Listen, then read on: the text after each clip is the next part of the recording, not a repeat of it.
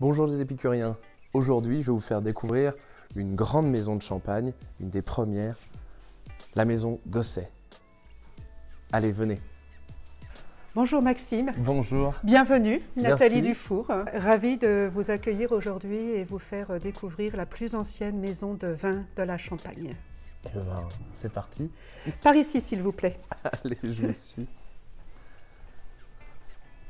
Donc, je vous présente Pierre Gosset. Avec Pierre, nous remontons en 1584 à Haï.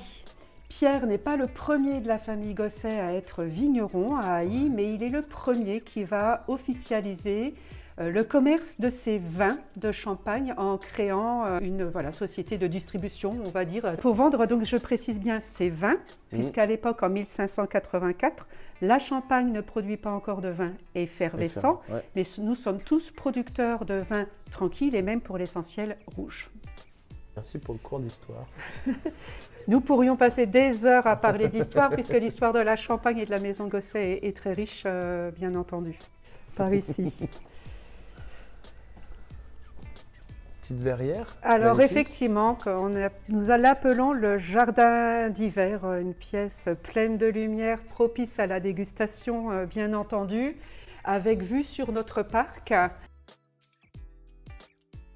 Nous pouvons profiter de notre dégustation en extérieur ou même pour des personnes de l'extérieur venir profiter de notre bar à Champagne qui est ouvert depuis l'année dernière. Donc j'ai parlé de nos origines à Haï.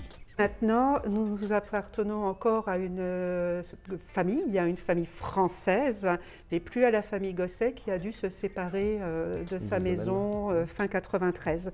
Donc fin 93, nous rejoignons le petit groupe familial Renaud Cointreau, qui a des activités aussi déjà de longue date dans le Cognacet, avec les cognacs Frappin. Et nous partageons un passé historique très très riche toutes les deux, puisque Frappin c'est 1270, donc encore plus d'ancienneté que notre maison. Et puis d'autres petits spiritueux traditionnels français. Ouais. Et puis nous avons eu l'opportunité en 2009 d'acheter ce site ici à Épernay, une maison de champagne entièrement équipée, un rêve pour nous, on va le découvrir pendant la visite.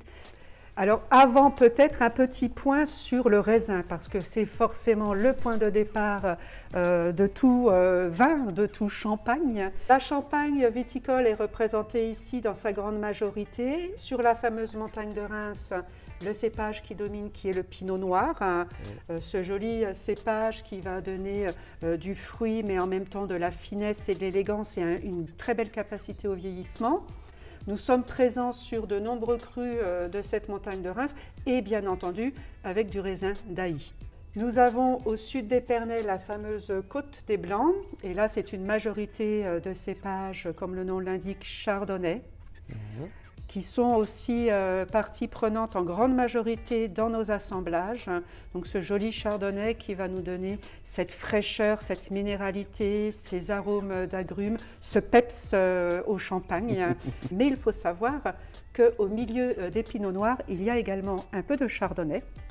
Les 4 villages que l'on trouve ici ont exactement la même orientation est que la Côte des Blancs. Mais nous allons sourcer des chardonnays aussi d'autres villages de la montagne de Reims avec du pinot en majorité. Vous le savez très certainement, Maxime, il existe un 3e cépage en Champagne qui est le fameux meunier que l'on va retrouver pour l'essentiel sur la fameuse vallée de Marne. Alors le meunier va être présent aussi dans nos assemblages d'une façon très minoritaire. Puisqu'il va se trouver dans l'assemblage de la Grande Réserve uniquement. On continue la visite? On continue et je vous propose de passer par les extérieurs pour nous rendre en cuverie.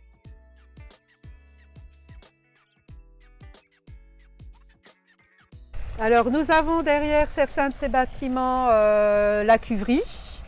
Nous avons des locaux bien entendu d'expédition. Et puis comme nous pouvons le voir aujourd'hui, nous sommes occupés avec la mise en bouteille l'année 2021. Dirigeons-nous vers la cuverie maintenant. Allez, je vous suis.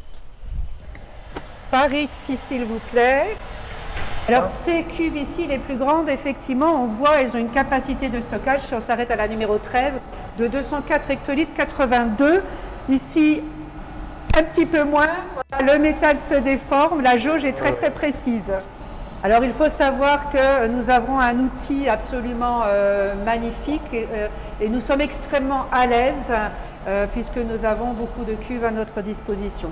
De l'autre côté, il y a des cuves, comme j'ai mentionné, de différentes dimensions, donc très intéressant pour les vinifs. Nous avons la neutralité du matériau, donc nous n'allons avoir que 100% des arômes de nos raisins, ce qui est formidable. Cela va nous permettre aussi de contrôler plus facilement les températures, donc très important pour le stade de la première fermentation alcoolique qui nous transforme nos mous en fameux vin tranquille. Et toutes les cuves sont thermorégulées, donc elles vont pouvoir être contrôlées très précisément d'un point de vue température. Après la fermentation alcoolique, c'est là aussi que la maison va se distinguer d'un point de vue stylistique par rapport aux autres producteurs de champagne. Il y a un style gosset bien particulier avec cette fraîcheur marquée même après des années de vieillissement. Parce que nous aimons à garder la fraîcheur naturelle des vins de champagne. Alors nous allons revenir sur nos pas.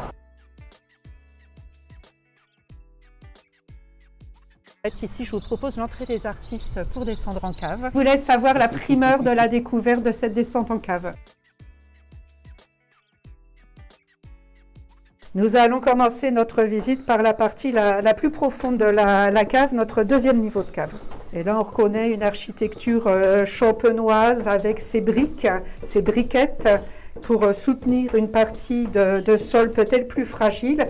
Nous serons dans la craie directement. Ça continue à descendre. Et oui, ça continue, ça continue. La découverte se poursuit. Donc, bienvenue dans le paradis gosset. À près de 20 mètres sous terre. Et je vous invite justement à faire ce que vous faites actuellement, levez les yeux vers ce qui fut un puits d'extraction de la craie et qui est utilisé maintenant pour l'aération. Et nous commençons en faisant face à la craie, donc le terroir champenois traditionnel, cette craie qui va donner la grande finesse, fraîcheur et minéralité au plus grand vin de Champagne. Notre craie, ça va être un régulateur thermique et ce sont les conditions idéales pour la fermentation en bouteille et par la suite le vieillissement.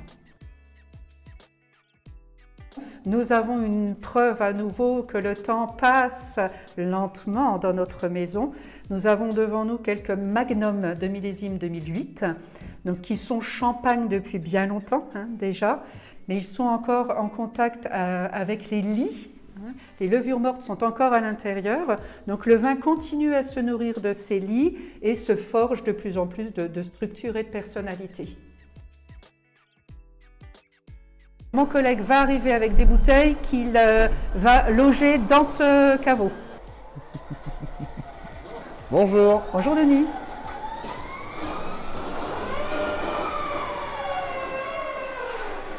Alors là aussi, c'est tout un art de savoir conduire ces chariots et de construire voilà, ces murs de bouteilles. Voilà, continuons. C'est ici que va se réaliser la champanisation, donc la prise de mousse, et que se réalisera le vieillissement. La maison de Champagne-Gosset, nous ne l'avons pas encore évoquée, elle a le label EPV, Entreprise du patrimoine vivant.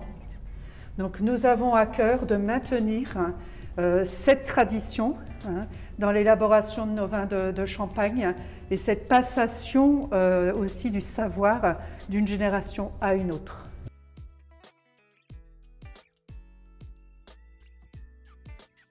Voilà, revenu au point de départ, la boucle est bouclée. La boucle est bouclée, en effet. Nous avons fait une petite promenade sous la propriété, une toute petite partie du parc. Nous ne sommes pas allés bien loin, mais vous avez des caves aussi sous le parc. À la suite de la visite, nous découvrons les gossets rosés, blanc de blanc, grande réserve, la dernière millésime qui vient juste de sortir, ainsi que le Célébris Brut 2008 et le Célébris Rosé 2008.